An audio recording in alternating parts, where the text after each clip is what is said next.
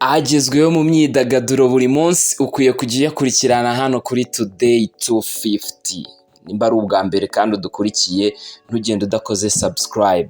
Amakuru y'uyu munsi reka nyahere kuri uyu mutipe wabiciye bigacika. Mu minsi yashize mu bihe bya Covid na nyuma yaho gatoya yarayoboye muzika nyarwanda ku buryo abatinyukaga kumugereranya na Meddy The Ben ndetse n'abavugaga ko rwose abarenze, bishimira ko muzika nyarwanda ibonye impano izayigeza ku rwego mpuzamahanga. Gusa ibi ntibyatinze kuko nyuma yaho gatoya byaje gukendera, umusore aburirwa irengero muri muzika kugeza uyu munsi aho benshi bibaza bati ese yagiye hehe, muzika asigaye ayikorera hehe, cyangwa yarayivuyemo ntitwabimenya, n'ibindi byinshi bigiye bitandukanye. Gusa nicyo Today 250 twaziye, ntujye kure uraje ubimenye mu kanya. Uyu bamwita Kayigire Josuwe aka Afrique cyangwa Afrique Joe nk'uko akunda kwiyita ku mbuga nkoranyambaga. Uyu ni umuhanzi wabiciye bigacika mu bihe igisi yose yari ihanganye na Covid. Murabyibuka cyane mu bihe bya Covid, indirimbo Agatunda, Rompe n'izindi zitandukanye z'uyu musore zatumye benshi batangira kumwirahira, bagatinyuka kumugereranya na Meddy The Ben ndetse n'abavugaga ko abarenze, ariko ibyo ntibyamaze kabiri. Amakuru atari meza rero kuri uyu musore ni uko kugeza ubu ngubu ntabwo ari mu maboko meza. Amakuru agera kuri Today 250 yemeza ko Afrique Joe kuri ubu ngubu ari kubarizwa muri Rehabilitation Center kubera gukoresha ibiyobyabwenge. Aya makuru twahawe na zimwe mu nshuti za hafi z'uyu muhanzi ndetse n'abamubonye ubwo yinjizwaga mu kigo cya Rehabilitation Center giherereye mu ntara y'Amajyepfo mu karere ka Huye. Yemeza ko uyu musore amaze ibyumweru bisaga 2 ari muri rehab ndetse yayijyanyemo na mushiki we bahuje ba mama wabo, cyangwa se ba mama wabo bavindimwe. Kose ni mushiki we ba mama wabo bavindimwe. Uyu niwe bajyananye muri Rehabilitation Center kubera ikoreshwa ry'ibiyobyabwenge ku kigero cyo hejuru. Nk'uko bisanzwe birazwi ko umuntu wese wakoresheje ibiyobyabwenge cyangwa se wabaswe n'ingeso ijyanisha ku myitwarire itari myiza ajyanwa muri rehab. Ashobora kujyanwa cyangwa se akijyana bitewe n'ikigero yaba yumva ibiyobyabwenge cyangwa se iyo ngeso zindi zitari nziza zaba zimugejejeho. Niko byagenze rero no kuri Afrique Joe ndetse na mushiki we.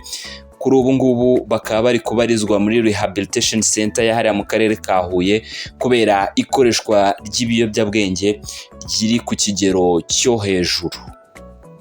Benshi bibazaga aho uyu muhanzi yaburiye, benshi bibazaga impamvu atakigaragara muri muzika cyangwa atagikora imiziki. Saho gusa kuko no mu bindi bikorwa byose bigiye bitandukanye bihuriza hamwe ibyamamare, uyu musore yarabuze, ntabwo akibigaragaramo. Ugiye ku mbuga nkoranyambaga ze usanga ku rukuta rwa Instagram byibuze aheruka gupostingaho ku itariki 10 z'ukwezi kwa 12 mu mwaka washize wa 2024 nibwo Afrique yaherukaga gupostinga ku rukuta rwe rwa Instagram. Nyuma yaho biragoye ko wakongera kubona indi nkuru yari yo yose ivuga kuri Afrique cyangwa imwerekeyeho. Nta wakwibagirwa Agatunda, Rompe n'izindi nyinshi zagiye zitandukanye uyu musore yakoze zigakundwa n'abatari bakeya ndetse zikabyinwa cyane mu tubyiniro tugiye dutandukanye, yewe no mu bitaramo bitandukanye yagiye atumirwamo. Yagaragarizwaga urukundo n'icyizere gikomeye kuri muzika. Gusa ntabwo ariko byaje kugenda. Reka twizere ko nava muri rehab azaza kongera agakomereza aho yari agejeje, dore ko abakunzi ba muzika banamukumbuye cyane. Reka dukomereze kuri ya mpano na Marina batari gucana uwakabapfa 300,000. mu minsi yashize nibwo mwabonye ko Yampano yashyize hanze indirimbo yakoranye na Marina. Nyamara mu gukorwa kw'iyi ndirimbo hari ibyo bari bumvikanyeho, ariko bivugwa ko Marina yaje guhinduka Yampano ku munota wa nyuma ubwo bari bagiye mu ifatwa ry'amashusho y'iyi ndirimbo, bikaza gutuma Marina atayigaragaramo. Nk'uko bisanzwe Yampano we avuga ko afite indirimbo nyinshi yagiye yandika yifuza kugenda akorana n'ibyamamare bigiye bitandukanye yakuze afana muri muzika ya hano mu Rwanda. Akubwira ko buri muhanzi byibuze w'umusitari hano mu Rwanda afite indirimbo yanditse bashobora gukorana. Ni muri ubwo buryo nabwo yari yaranditse indirimbo yifuzaga ko yazakorana n'umuhanzikazi Marina. Yampano yakomeje gusaba Marina ko bazakorana indirimbo ntibigende bikunda, gusa kera kabaye muri uyu mwaka nibwo Yampano yumvishije Marina indirimbo, Marina yemera ko bayikorana. Niko byagenze, indirimbo bayikoze mu buryo bw'amajwi ariko bumvikana ko igomba no gufatirwa amashusho. Icyo gihe nta kiguzi na kimwe Marina yigeze asaba Yampano ko kugira ngo bakorane iyo ndirimbo. Indirimbo yararangiye mu buryo bw'amajwi, bapanga gahunda y'uburyo bwo kuzafata amashusho. Amashusho y'iyi ndirimbo yagombaga kuzafatwa ku itariki ya 17 z'uku kwezi kwa Werurwe mu mwaka wa 2025. Faizo, producer Faizo niwe wagombaga gukora amashusho y'iyi ndirimbo. Igihe cyarageze, Faizo arishyurwa, set irategurwa, ibizakenerwa byose mu ifatwa ry'amashusho biragurwa, ibindi birategurwa, dore ko aya mashusho agombaga kuzafatirwa muri hoteli yitwa Onomo.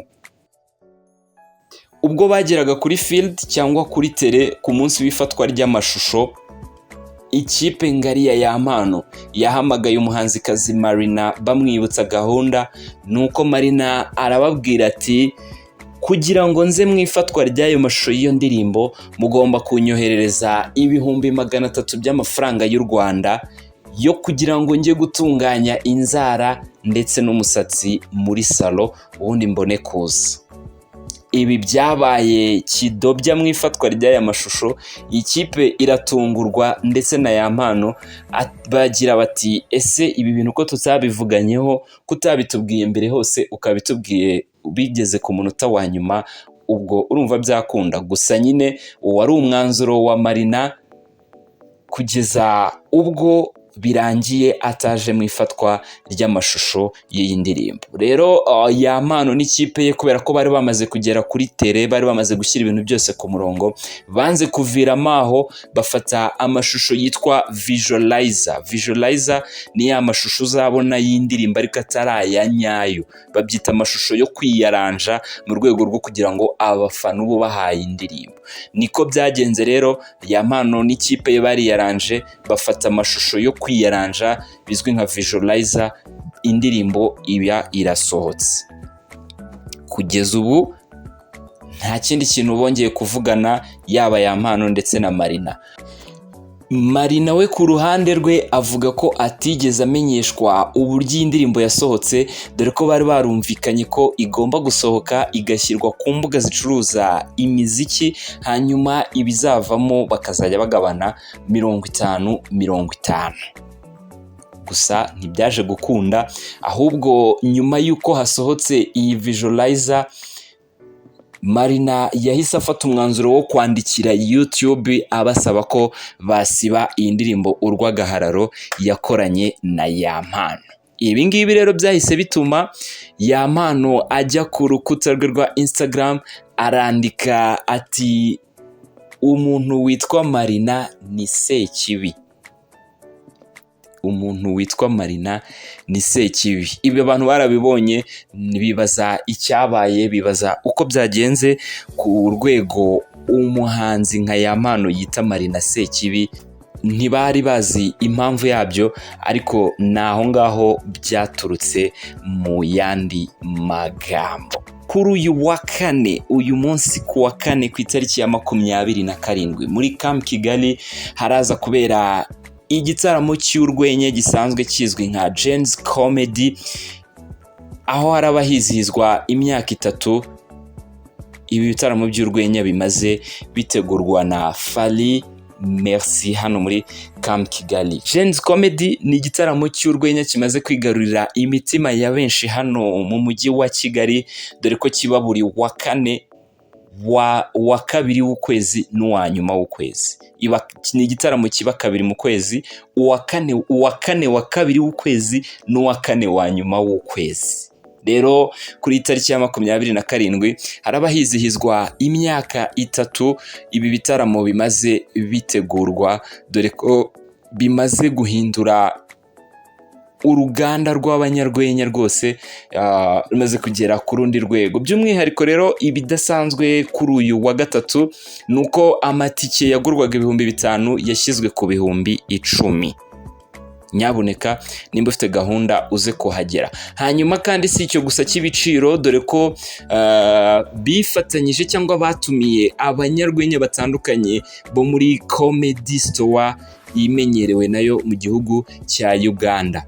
Basanzwe bakora Comedy Store muri Uganda baraba baje kwifatanya n'abakora Genesis Comedy hano i Kigali kugira ngo babataramire mu nzenya zigiye zitandukanye, babafasha kuruhuka. By'umwihariko rero impamvu mugejejeho iyi nkuru nuko bivugwa ko umuhanzi The Ben biteganyijwe ko aza kuririmba muri iki gitaramo, ariko ntibyigeze byamamazwa bitewe n'amasezerano yaba yaragiranye n'abategura ibi bitaramo.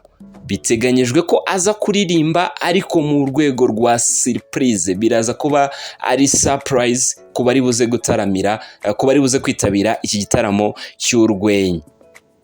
Ubu tuvugana murabizi ko The Ben n'umugore we Pamela baherutse kwibaruka imfura yabo, bakaba bari bakiri ku mugabane w'i Burayi. Ariko ubu ngubu tuvugana amakuru ahari nuko The Ben yamaze kugera mu mujyi wa Kigali nk'uko muri kubibona kuri ayo mashusho, ndetse akaba yamaze kurarikira abantu kuza kwitabira iki gitaramo cy'urwenya, nubwo yirinze kuvuga ko ari buze kuririmbamo. Amakuru rero agera kuri Today 250 nuko uyu muhanzi ari buze gutaramira abaza kwitabira iki gitaramo, ariko mu rwego rwa surprise cyangwa rwo kubatungura.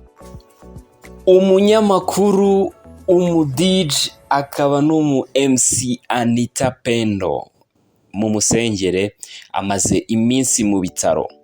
Kuva ku itariki ya 24 z'ukwezi kwa gatatu nibwo Anita yajyanywe mu bitaro arwaye, gusa icyizere kikaba gihari cyuko ari kugenda amererwa neza. Nawe ntitwamurenza ingoyi, dore ko ari mu byamamare bikomeye cyane hano muri muzika nyarwanda. Anita rero amaze iminsi arwaye, ariko yamaze gutangaza ko arimo koroherwa, ku buryo hari icyizere cyuko mu minsi itari myinshi cyane araba asohotse mu bitaro yongeye gusubira mu buzima bwe busanzwe. Uyu munyamakuru usanzwe yumvikana kuri Kiss FM yagiyeho avuye kuri RBA.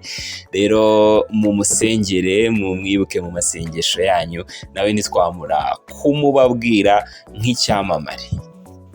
Ngayo nguko amakuru agezweho mu myidagaduro kuri Today 250 ni buri munsi. Buruka inkuru isohotse ihita kugeraho hano 5 kuri 5, ntugende udakoze subscribe, share ndetse na comment.